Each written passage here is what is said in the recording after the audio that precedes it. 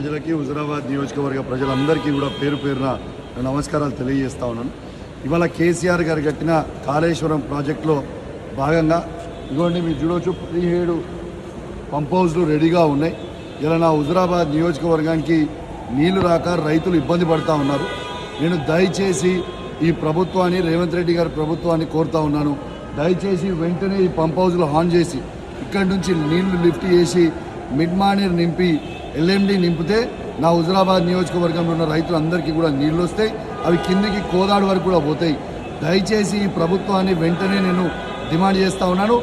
ఈ పంప్ హౌస్లు మీరు ఖచ్చితంగా ఆన్ చేయాలి.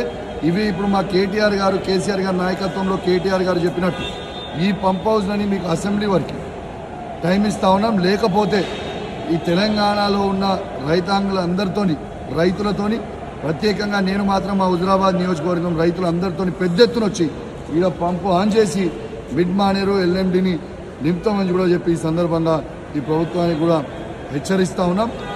మా మీద కోపం ఉంటే మా మీద తీర్చుకోండి. కేసీఆర్ గారి మీద కోపం ఉంటే, కేటీఆర్ గారి మీద, హరీష్ రావు గారి మీద కోపం ఉంటే మా మీద ఉంటే మా మీద తీర్చుకోండి. కానీ తెలంగాణ రైతాంగం మీద తీసుకోవద్దు, హుజురాబాద్ రైతాంగం మీద ప్రత్యేకంగా తీసుకోవద్దని నేను ఈ ప్రభుత్వాన్ని డిమాండ్ చేస్తున్నా. మీరు ఇది లైవ్ గా చూడొచ్చు అని చెప్పి ఈ సందర్భంగా తెలియజేస్తూ సెలవుకున్నా. జై తెలంగాణ, జై కేసీఆర్. అసలైన తొలి వెలుగు. ఫాలో వాట్సాప్ @తొలి వెలుగు అఫీషియల్.